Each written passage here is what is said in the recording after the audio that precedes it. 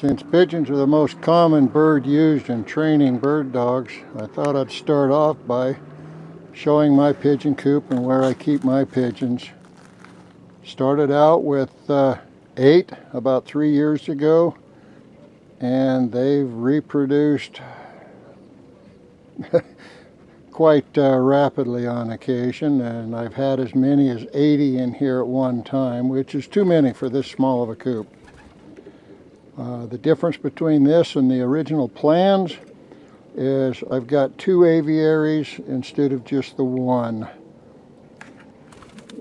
Here's a view inside from the inside doors. Give you an idea of what it's like in here. That's a cutout with a door that I can close between the 2 sides. Perches and nest boxes. A couple of them even have an egg or 2 in them. Right now, between the 2 sides, I've got somewhere between 60 and 70 pigeons.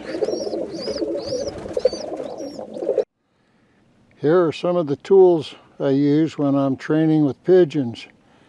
This first one is one that is really handy, and that's just a bird bag that you're able to put the pigeons in, or if you're using chuckers or quail or whatever, to carry the birds out into the field and have access to them. Next, what I have here are a couple of pieces of normal garden hose that has a long line attached to them. And then you can tie the end of the line to the pigeons, and that way they, when they flush, they can fly a ways but not real far, and you can retrieve them. This comes in real handy until your birds become reliable homers. Once they become reliable homers, you really don't need this. But if you've got some wild-caught birds that you're using and you'd like to use them more than once, these become very important. I've seen people use pieces of cardboard, basically anything to inhibit the bird's flight. Here we have what's called a tip-up. It's a rather heavy one. It's a homemade one that I managed to get at a chucker banquet in a raffle. And as you can see, it's got a lever on the one end. You just put your pigeon or chucker or whatever inside that, work the dog up to it. When you're ready to flush, then you step on that lever and out comes the bird, because it will lift up. I'll show you how that works in a bit. Next, and what I consider most important, are the release launchers. They're remote controlled. You can get them manually. The one on the left actually started out as a manual launcher, and I was able to purchase the remote control module for it, and was able to set it up so it actually works as a remote control. The other one was purchased as a remote control. There's 3 or 4 different companies that do them. The setup I have 4 of them, and I control them all from one controller, and I can control up to 8 with the one controller.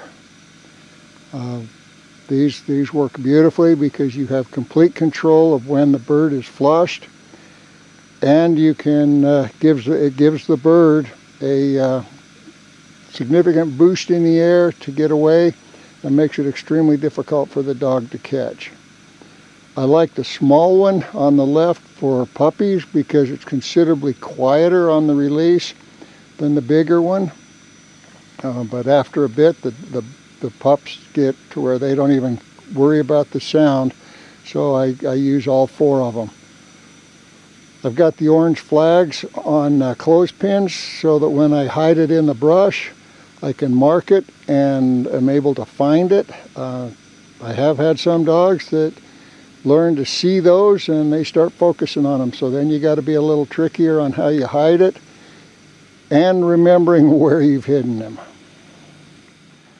In case you're wondering, it's about 0 degrees Fahrenheit, and as you can see, we have a fair amount of snow. This is looking out the front of our house, and I'm just waiting for Janice to come out and help me do some filming. But I thought you'd like to see what we're doing. I am hoping that this spring, if there's interest, I'll be able to actually do another video in a real training scenario utilizing these birds.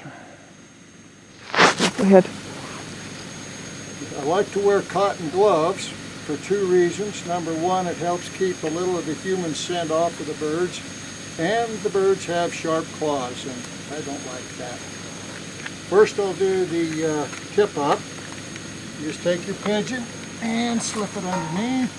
And you've got it hidden out in the grass somewhere, or the weeds, or whatever you happen to have handy. Assume your dog's on point somewhere not too far away. In this case, it's good to have a helper to do my part, because you're going to want to be back with the dog hanging on to the check cord. When you're ready to flush, you just tip it up and it'll walk out, and then you may have to get it to fly. The other ones we have here then are the launchers. I'll put a bird in each launcher. This takes a little practice, but it's not a difficult thing to do. You just fold it down in, close it up, put the arm across, push the red button, and it's good to go. There's a flashing green light right here in the front, so if you want to check it to make sure everything is working. This one's a little different. This is the manual one that I converted. I like to put them in this way so that the lever that goes over top is not over top of the tail. Put it in, push the button, check to make sure the green light is flashing, and it is, and now they're ready to go.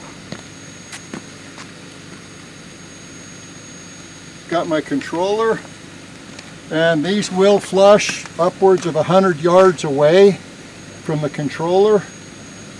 One key thing is to be sure you've marked your launchers, if you have more than one, so that you push the right button. Nothing worse than having your dog on point here and you push the button and the launcher over there takes off. So we'll do the little one first, and off it goes. And you can, sometimes I'll set up all 4 of them together and we'll simulate a covey flush. Most of the time, especially initially, I'm starting out with one bird at a time, spaced out anywhere from 50 to 100 yards apart. Now the other one. And off they go. You can see the advantage to that in that the bird gets a head start and your dog is unlikely to catch it. Now with the hoses that I've used, I'll use them in conjunction with the launchers. These are just so that the bird can't fly very far away and you can catch up with them and catch them and use them again and again until they, like I said, they become homers. Go ahead and turn it off. Now, if you don't have these wonderful, rather expensive pieces of equipment, there's other things you can do with pigeons. And it works with chuckers, it works with pheasants, works with just about all the birds. One of the things you can do is dizzy the bird and then throw it down into the brush. My favorite way of dizzying them is just to shake them back and forth until you feel their head come loose on their neck, and it's just wobbling back and forth, hitting you in the fingers. And that way you can tell they're pretty dizzy. Other people will swing them around and around and around like that, but my arm gets tired, so I prefer to do this. Once they get good and floppy, Then what you do, you know, let's assume that instead of a big snowbank here, I've got some brush, and you know, where I train mostly it's sagebrush, but you can have tall grass, willows, anything like that to hide the bird. Once they're good and floppy, then you just toss them down in it, and they'll kind of, if they're hidden, they won't fly right away. They won't even start walking. They'll just stay in that spot. And then you can go get the dog and bring him up. And this is one of the things I'd like to show this spring when we actually get to doing some training. Bring the dog up, have a point, you can walk in, find the bird wherever it's gone, give it a little nudge with your foot, and off it'll go. Sometimes they'll walk around like this, but most of the time they won't fly away until you get over there. So that's a good way to go. I'll use this when I'm doing some final training on chuckers, because the dogs get used to the smell on those launchers, a mix of pigeon and chucker and all kinds of stuff. And I want them to know what just the chucker smells like. The other thing you can do with one is you can take them, tuck their head under a wing, hold them upside down. Now there's a couple of different theories here. One is you just hold the legs out straight, and if you hold them for a few minutes, they'll go to sleep. Another theory that I've used, and I've used them both and they both seem to work, is you can pump the legs a little bit, and that seems to help them go to sleep. You know they're asleep when you hold the legs and you let go, and they don't immediately curl up. They stay like that. At that point, what you can do is you take it over and put it under the bush. We'll come out here a little bit. And again, assume I've got a sagebrush here instead of a snowbank. Okay. Lay them head side down up under the bush, and they'll just lay there. Give you time to go and get your dog. Hope I'm getting that. Oh, there it is. I can see it. Give you time to go get your dog. Work it into the scent. Again, you're going to want to definitely have a check cord on this, especially initially.